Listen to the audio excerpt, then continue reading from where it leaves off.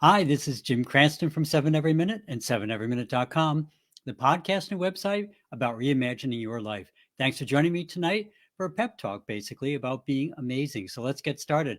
If you like what you hear tonight, please leave a like, tell your friends, and send me a message.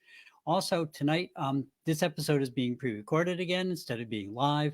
I'm taking a Spanish class and I tried to fit it in around and after and stuff like that, and it just got to be kind of a mess. So, instead of doing a pre-record again, we'll see which one works out better. I apologize for that. So thanks for understanding until that actually ends. So tonight I'll be continuing talking about being amazing through setting outrageous goals, of course, by looking at a recent LinkedIn post I came across from someone who I follow and is doing volunteer work in Ukraine. And the fellow's name is Ryan Hendrickson, and you can find him either at landmineremovable.org or Ryan M Hendrickson.com there. And he's interesting guy. I followed him for a while, and he started this quite a while back and just up and started this whole program. He's an ex-special forces person who was injured by a mine-like IED, improvised explosive device, and decided that he really wanted to do more to give back in the Ukraine. And one of the best things he could do based upon his skills and training was to do demining because it's just a mess over there. And so you say, oh, that's really interesting, Jim, but what's that got to do with setting personal goals for ourselves? Well, the reality is Ryan is just a guy, right? He's an ex-active military guy, but he's just a guy. And he decided he wanted to help. And this is now, I think it might be his third or fourth trip, maybe somewhere around there, I believe, over to assist in demining operations. So, okay, he's a nice guy, but still, how does that apply to everyday people setting everyday goals? Well, that's the point. He is just an everyday sort of guy. He started out with nothing, actually injured, out of the military on a medical, but he kept his vision on his dream. And now, as time has evolved over the past year, and it's only been a year, every time he goes over, he brings more and more demining supplies, up to and now including, I believe, some demining robots. So he set up this not-for-profit, and he gets donations, but on this last trip, he's having trouble getting his equipment shipped due to cost and time.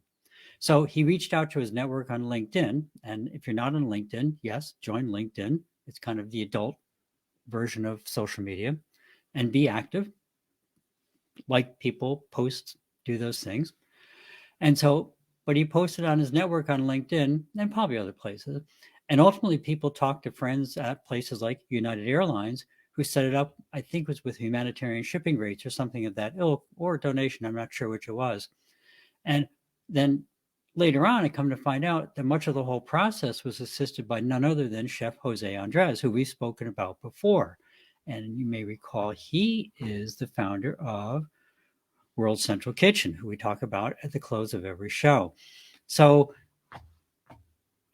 you have this guy who had nothing but a dream, and through some perseverance and people talking to people, is now hooked up with this person who's been doing overseas work in this now huge humanitarian group, World Central Kitchen. And he provides meals in disaster areas, and now for the last year in a war zone in Ukraine. And the whole thing is kind of interesting on a lot of different levels. I mean, Chef Andres learned about Ryan's post one way or another. I don't know if somebody alerted him to it or he happened to come across it. And he was able to make some calls because they ship a lot of huge things as well with World Central Kitchen. And you get a lot of the freight issues taken care of. And I just love this whole story in so many different ways and on so many different levels. Because here you have, again, both these folks, just like you and me, they're regular people, but they had these huge goals. And instead of dreaming about them, they're working to make them happen. And notice I talked about present tense. They've both done amazing things so far, but they're not done. Their goal is bigger even still. So they may be in a different part of their journey because Chef Jose, is more famous and things like that. And Ryan's starting out, but he's still working and building things. And so is Chef Andres. I went to their site. in preparation for this tonight at World Central Kitchen, WCK.org. And sure enough, they're down where the tornadoes just went through in Mississippi. And I mean, they are active internationally. He's accelerating on that. He's not slowing down. It's not kind of like, oh, great, saved a bunch of people in a war zone. I'm done for now. He's going like crazy. Ryan's going like crazy. So even though they're in different parts of their journey, they're still moving towards these almost unimaginable goals one step at a time. And that's the really important part. Even when they have setbacks, whatever, they regroup, they rethink, and they move forward. Now, one of the things that's kind of neat that falls out of all this is that Chef Jose Andres, by helping another humanitarian project, suddenly allows Ryan's project to have far more money to spend on his task at hand, which is demining. Plus, it makes the environment in Ukraine safer for the farmers and for the other people involved in the food part of the project. And so you have these two humanitarian projects who complement each other and both work towards the same goal of getting people fed in the Ukraine. And it was just an absolute win-win. You couldn't have not have planned it better. And hopefully, as a bonus, I really hope and expect that Ryan's project will get even more attention now, which means more funding, and they'll be able to do more to undo the atrocities of the mining in the fields and the cities by the Russian invaders. So now you have all this coming together.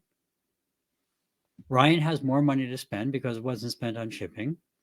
United gets some good press out of it. The people who are supplying food for Chef Andres' World Central Kitchen, they're more likely to get more food and less people injured getting it. And so the whole thing just works really together because two individuals had some big goals and just kept working.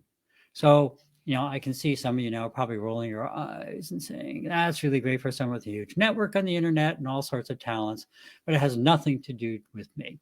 And so I will say that, dear friend, is where you are exactly wrong. I'm sorry to be quite so blunt. Let's go back to the beginning and listen to read it again, right? These are two people. Chef Jose Andres, he's now well known, but he could just as easily have made a bunch of money as a talented chef and done nothing in particular to change how to address world food shortages in response to natural disasters, and of course now in a war zone. But he did get involved. He did come up with entirely new ways to have a hugely bigger impact at a much lower cost that also boosted the local economy and the local people's lives and changed the entire model for disaster response. Not bad for a guy who wasn't in that business, a few years back. Made a huge change worldwide. Same with Ryan Hendrickson. He could have just said, I'm just an ex-military guy with a few friends and done nothing.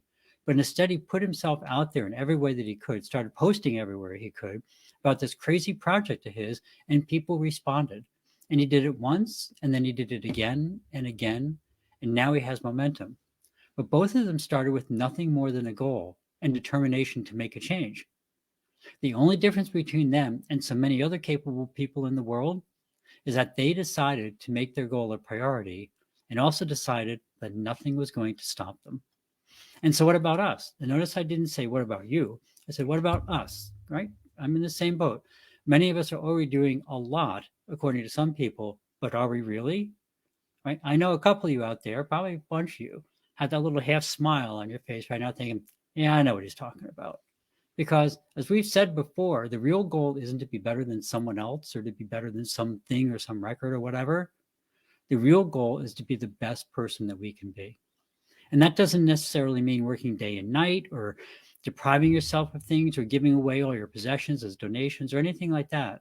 That may be what you want to do, but that doesn't mean that that's what you have to do. But you yourself, if you're really working to your full potential or if you're holding back because of all the reasons that we've talked about. Are you saying to yourself things like, I'm not good enough, or maybe when I get some more time, or any of the other excuses that we make believe are reasons? We've all done it at one time or another, but as we've talked about, there are ways to take ourselves to the next level. Remember, maybe even most of what we know was learned from our early experiences, and much of that probably isn't serving us very well now. There are techniques to tease out those limiting beliefs, and we'll replace them with the vision of what you want to achieve. But for tonight, I want to just encourage you to think about two regular guys who wanted to change the world on a large scale and who followed those dreams and turned them into international organizations. We are the creators of our own limits, and we will rarely exceed our own expectations. If you believe in yourself and envision the future you want, you too can change the world for the better. Ryan Hendrickson and Chef Jose Andres did it, and so can you. So that's it for tonight. Happy envisionment, and try to imagine all that you could do if you knew absolutely, positively that you could not possibly fail. Now take that vision and start thinking about how to make it a reality, because you can do it. Quick reminder, of course, as always, we have the links still up for ukr7.com. Those are the links to aid for the Ukraine, and of course, the one that was up before, wck.org, the World Central Kitchen, both doing a lot. Remember, one of the best ways to care for yourself is to care for others. Food is still a major issue. It's in a war zone. Just so things are really kind of a wreck in a lot of places of the country. A lot of the fields are mined. Talk about bottom feeders, but nonetheless. So a lot of the fields are mined. So a lot of the equipment's damaged. A lot of the equipment is purposely damaged. They're doing amazing things over there. There's lots of donation links on ukr7.com. If somebody else talks to you and says, boy, I was thinking about doing something, I don't know what to do, point them to that page. There's a lot of things there. Or while they're there, just go to World Central Kitchen. Like I said, they're working throughout the world, including in the U.S. You can't go wrong with if you go with them or with any of them. So as always, thank you for stopping by. If you found something interesting or useful, please pass it along. And if not, please, and hit that like button, of course. And if not, please drop me a comment as to what you'd like to hear. Have a great week. Remember to live the life that you dreamed of, because that's the path of true contentment. Love and encouragement to everyone. See you next week on 7 Every Minute and 7everyminute.com. Thank you so much.